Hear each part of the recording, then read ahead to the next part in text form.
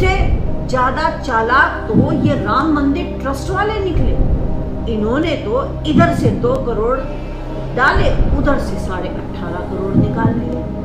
और अगर जनता ने आवाज उठाई तो एक महाराज आए भगवाधारी, उन्होंने बोला कि अगर किसी को आपत्ति है तो जो आपने चंदे का पैसा दिया है आप उसकी पर्ची दिखा करके अपना पैसा वापस ले सकते हैं, यानी कि आपको अपना मुंह बंद रखना ही पड़ेगा।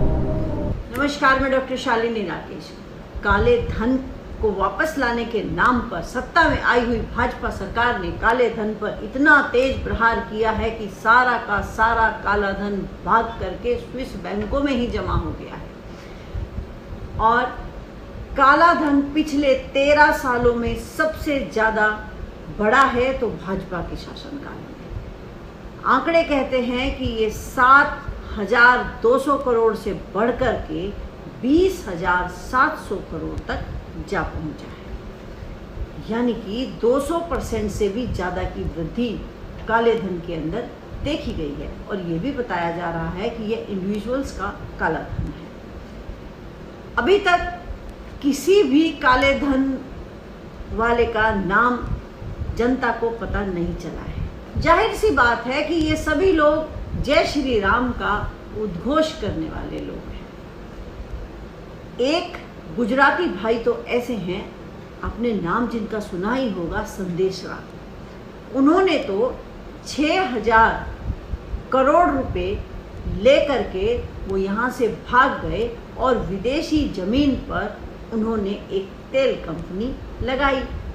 और हैरानी की बात तो यह है कि भारत को ही 5,000 करोड़ का कच्चा तेल उन्होंने बेच दिया और भारत सरकार ने चुपचाप ले लिया। एक बाबा तो ऐसे हैं जिन्होंने जय श्री राम का नारा लगाया और उनका कहना था कि मैं तो भारत की जनता को 35 रुपए लीटर में पेट्रोल दिलवा दूंगा। लेकिन ये क्या, उन्होंने तो जय श्री राम का नारा लगाते हुए अपनी ही कंपनी का सरसों का तेल 200 रुपए तक पहुंचा दिया है। जी हाँ, वही बाबा रामदेव, उन्होंने तो एक आंख दबा करके जय श्री राम का नारा लगाया और अपने बाबा रामदेव से वो अब लाला रामदेव हो चले हैं। और सबसे ज्यादा चालाक तो ये राम मंदिर ट्रस्ट वाले निकले। इन्होंने तो इधर से 2 करोड़ डाले, उधर से 18.5 करोड़ निकाल लिए। और अगर जनता ने आवाज उठाई तो एक महाराज आए भगवाधारी, उन्होंने बोला कि अगर किसी को आपत्ति है तो जो आपने चंदे का पैसा दिया है आप उसकी पर्ची दिखा करके अपना पैसा वापस ले सकते हैं, यानी कि आपको अपना मुंह बंद रखना ही पड़ेगा। और एक बाबा, एक महाशय तो ऐसे हैं जो जय श्री राम का नारा लगाते हैं और जब देखो जनता को ठोक देने की धमकी देते रहते हैं। उनके प्रदेश में तो कोई सच बोल ही नहीं सकता है।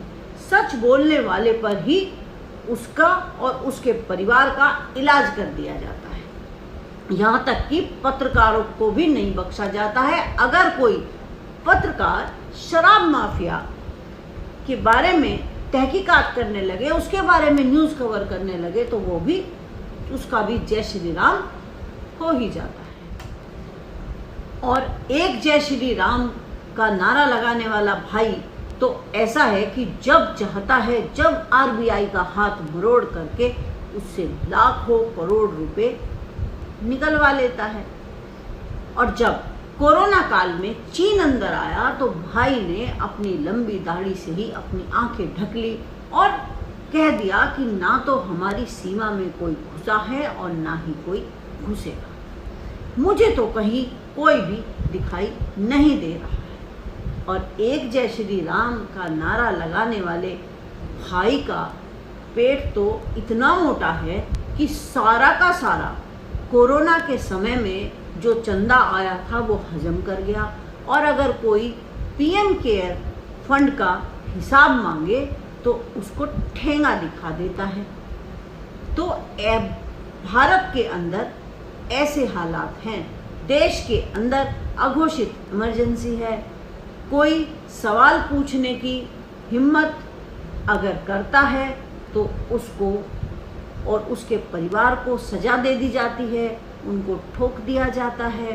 इसलिए बेचारी जनता त्रस्त है, लेकिन राजा का महल बन रहा है और योगी के लिए सब चंगा है, कहीं कोई मुसीबत नहीं। अब तो वह वाली कहावत बिल्कुल सच साबित होती है कि अब तो राम ही जान बचाए, बेड़ा पार लगाए। अब तो राम ही जान बचाए, बेड़ा पार लगाए। धन्यवाद दोस्तों।